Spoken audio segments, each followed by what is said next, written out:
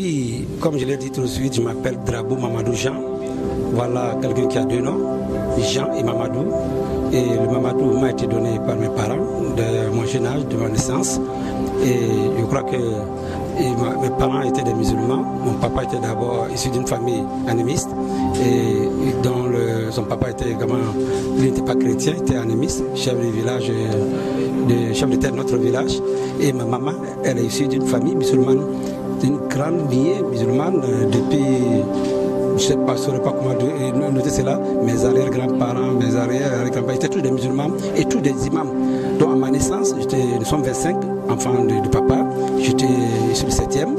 Et quand j'étais né, papa a dit que c'était bon qu'on puisse avoir un enfant qui va perpétuer la lignée des imams dans la famille de mes parents. Et c'est ainsi qu'on m'a donné le nom Mamadou, qui est le nom du prophète Mohammed.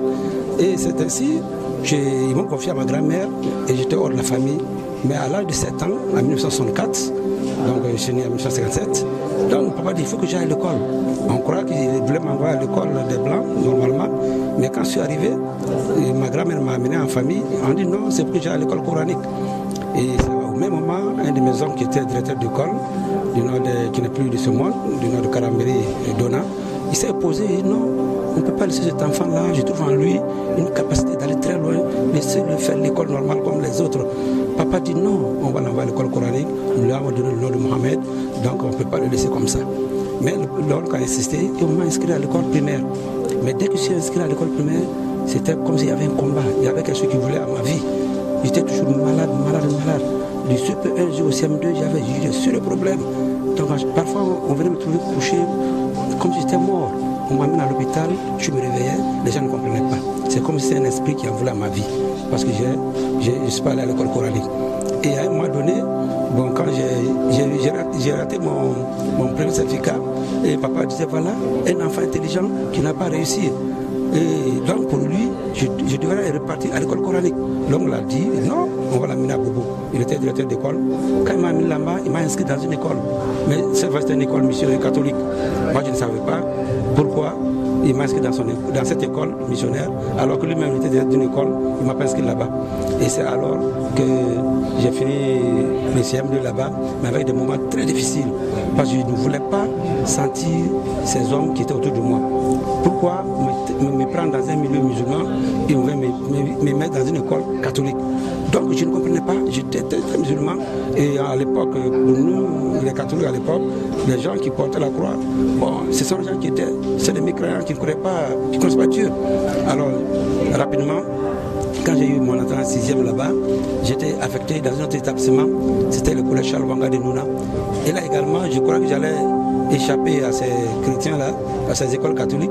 Voilà qu'à Nouna également, je suis retrouvé, c'était encore une école catholique. Et j'ai dit, mais pourquoi? Moi, je suis musulman, et puis j'ai réussi, on m'envoie dans les écoles catholiques.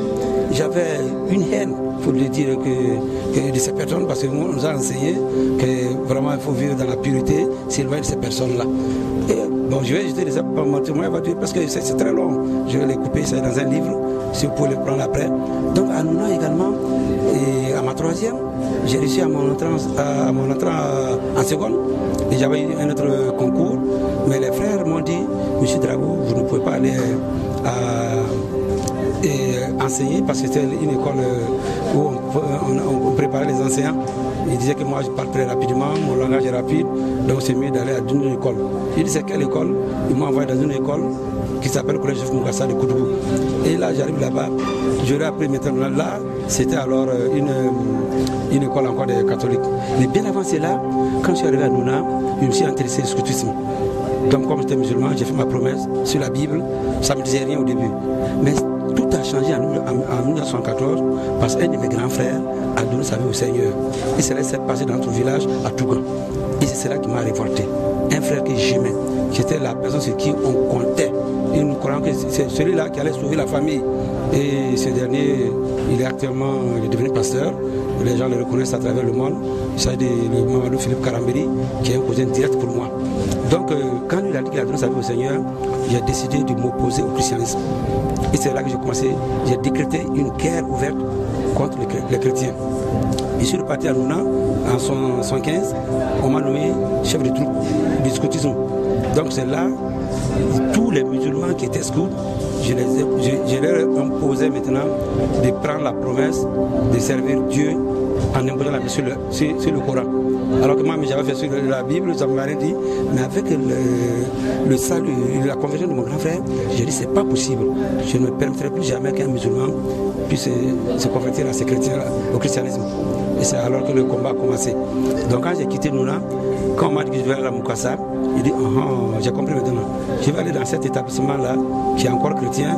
Je ne pars pas dans cet établissement parce que ça me plaît, mais je vais maintenant pour combattre les chrétiens là-bas.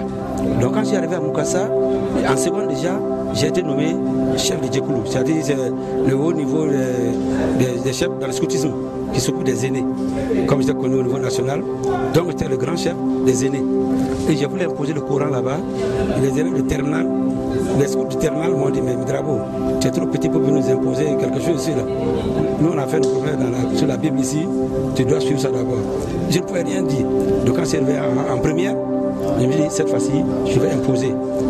On m'a nommé délégué général de tout l'établissement. Et j'étais maintenant le chef de Djekoulou toujours. Alors comme c'est moi le patron ici à l'établissement, je vais m'imposer. Alors j'ai convoqué tous les musulmans de la 6e jusqu'en terminale et je leur ai dit, il n'est pas normal qu'en tant que musulmans, ils viennent dans un établissement chrétien, ils ont une chapelle, chaque matin ils prient, et nous les musulmans n'avons pas la place.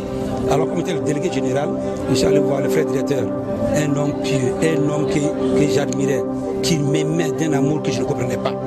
Moi je l'haïssais, mais lui il m'aimait, mais je ne comprenais pas. J'ai allé voir ce frère directeur là, il était vraiment âgé. Il dit nous voulons une mosquée pour les musulmans. Il dit mais Mamadou, depuis que nous on est là, les musulmans prient partout, mais nous n'avons jamais demandé une mosquée.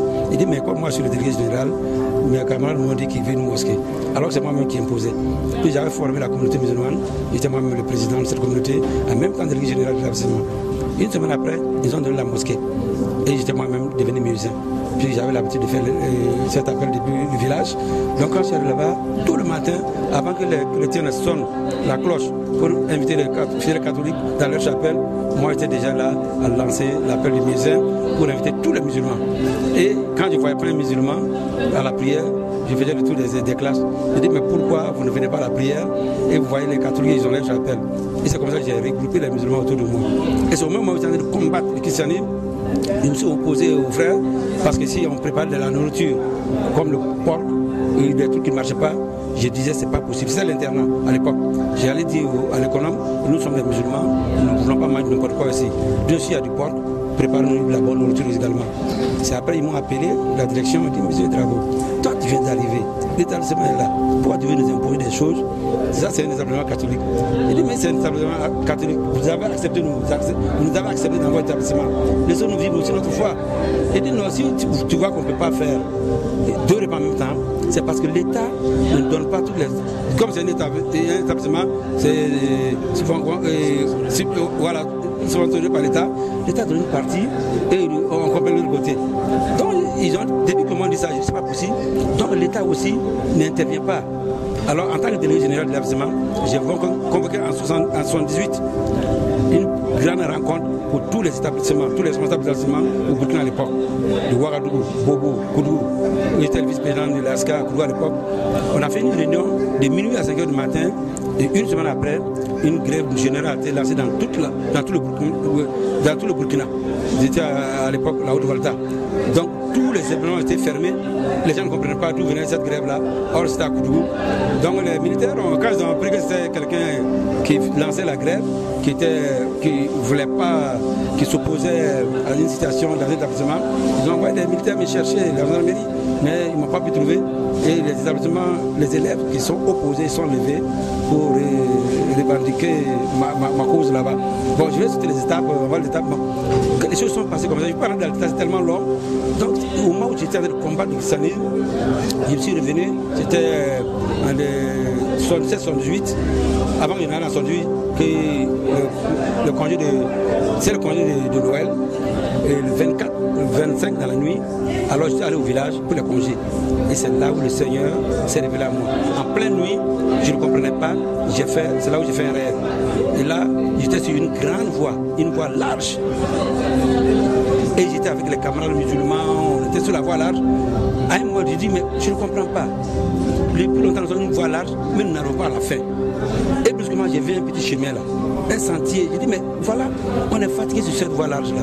Suivez-moi, on va prendre le petit sentier. Les gens du drapeau, ce petit sentier là, nous tous, on ne peut pas être à l'aise sur ça. On dit non, je dis, venez, on est fatigué sur la grande voie. Et je suis allé seul prendre cette voie là.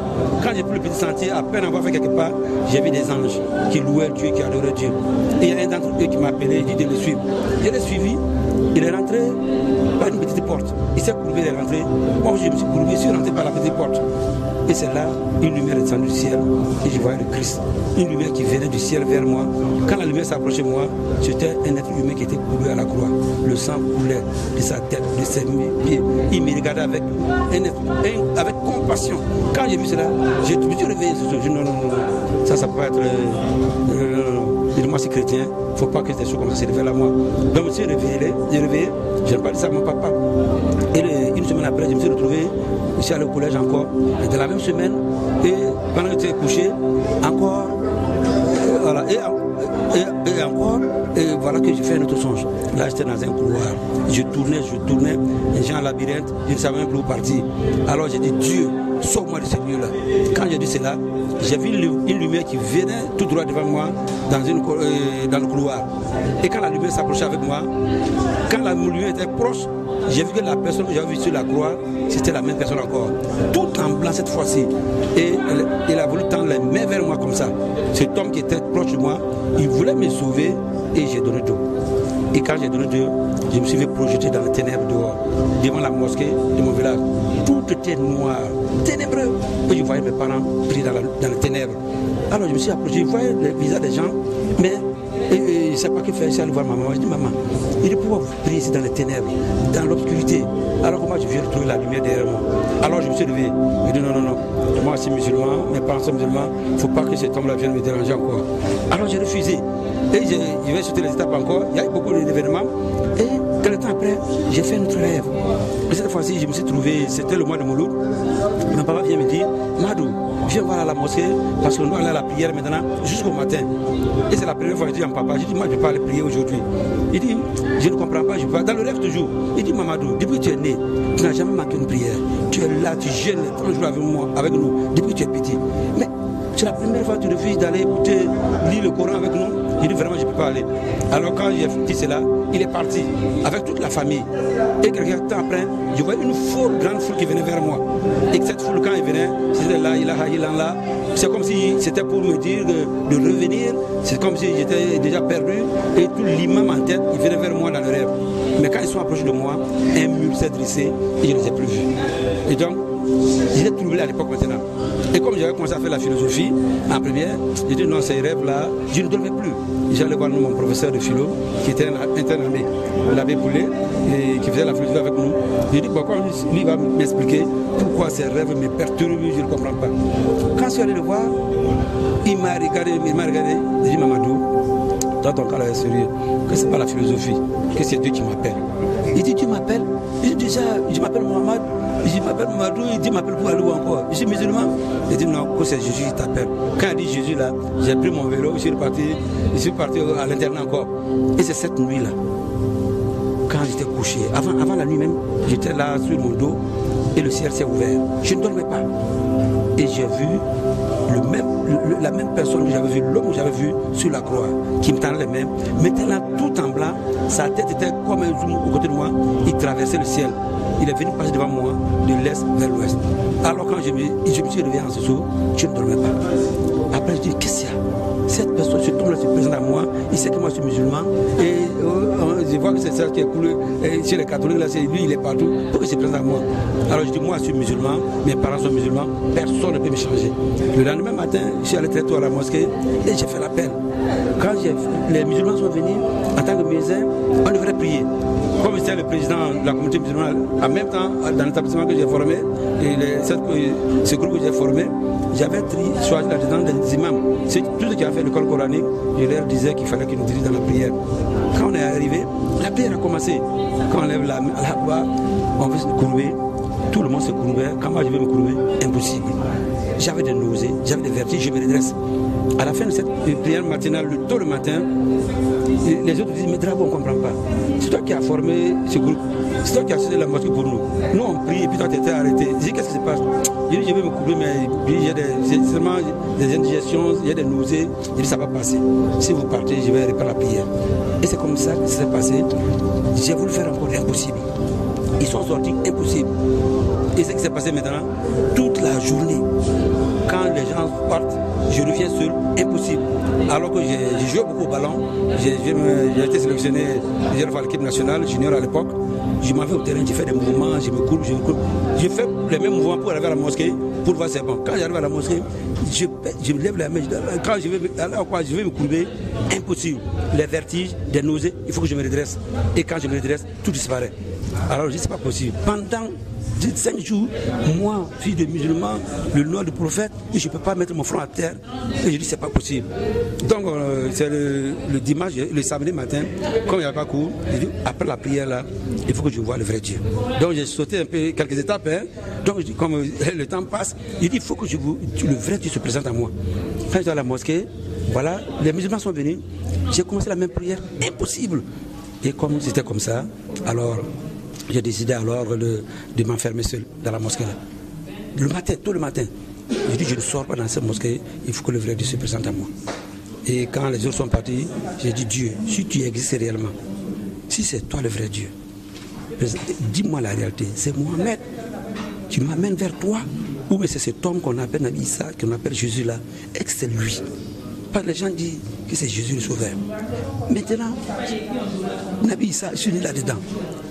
Comme tu es le vrai Dieu, moi mon front doit aller à la terre pour adorer le vrai Dieu. Alors, voilà le dilemme. Si c'est Mohamed le prophète, je vais commencer ma prière et permettre que mon front aille à la terre. Quand j'ai commencé, j'ai levé les mains, j'ai fait la prière, encore, quand je voulais me courir, impossible. La nausée est venue, les vertiges, je me suis redressé. Au même instant, je dis c'est Jésus le Sauveur, alors que mon front en terre. Au même instant, les nausées, tout a disparu et c'est comme si quelqu'un m'avait plié en deux et mon front à terre. Donc mon front était à terre maintenant devant le Seigneur. Et ça m'a rappelé le premier songe quand je l'ai vu à la croix là. J'ai dit mais c'est pas possible. Je me suis redressé. C'est comme si un fardeau qui était tombé de moi. Et une joie, la joie que je n'ai jamais dans ma vie, m'a rempli. Et j'ai ouvert la porte de la mosquée là. Je suis sorti en force. Et j'ai commencé à courir dans tout l'établissement. J'étais au terrain, je sautais. Et tous ceux qui étaient là ont dit, ah voilà, que Drabo est devenu fou. Mamadou, voilà, il court dans le terrain. Et les musulmans ont dit, c'est vrai, ça fait une semaine, ils ne pouvaient plus prier avec nous. C'est la folie qui commençait. Alors j'ai dit, c'est pas la folie. J'ai dit, j'ai rencontré le vrai Dieu, le Seigneur. J'ai dit, Jésus, je sautais tout seul. Et comment les choses sont passées, je ne sais pas si je dois aller dans le détail, parce qu'après j'ai rencontré d'autres frères et j'ai décidé d'aller rencontrer le grand frère à Ouagadougou. J'étais directeur, le Karabiri Mamadou. Donc quand je suis arrivé, il dit qu'il priait pour nous depuis, c'est lui que je combattais. C'est à cause de lui que j'ai commencé à combattre le christianisme. Alors quand il m'a pris, il m'a donné ma toute première Bible et le 17 février 1978. Et cette Bible, je l'ai lue en un trait. Et je l'ai lu, c'est là il a prié pour moi, il n'a pas peur. C'est là, c'est comme ça le salut. Et il m'a donné des conseils. En ce temps, je portais les mêmes talismans qu'il avait, j'avais presque les mêmes choses. Il m'a dit, n'aie pas peur, va et détruire-les. Et ça, c'est un autre domaine, quand je vais entrer là-dedans, c'est encore plus long. Et c'est comme ça que j'ai donné ma vie au Seigneur. Il a prié pour moi, et depuis lors, ma vie entre les mains du Seigneur, il m'a béni. Et j'ai continué mes études à Lomé, et j'ai commencé à témoigner à Lomé. Après, j'ai fait l'ingénieur au Gabon, j'ai terminé là-bas, et le Seigneur continue à me bénir dans tout ce qu'il fait pour moi. Merci. Le témoin est très long, comme vous m'avez donné 15 minutes. Voilà, merci bien.